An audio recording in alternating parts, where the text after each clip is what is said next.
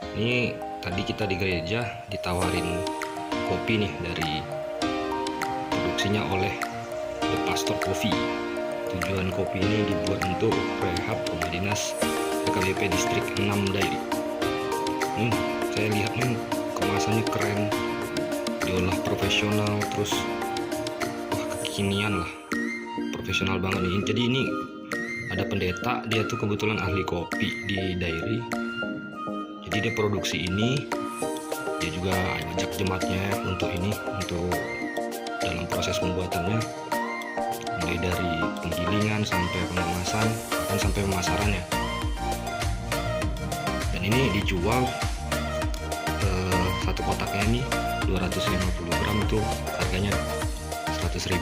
Jadi hasil dari penjualan juga dipakai untuk pembangunan gereja. Wah, keren juga nih.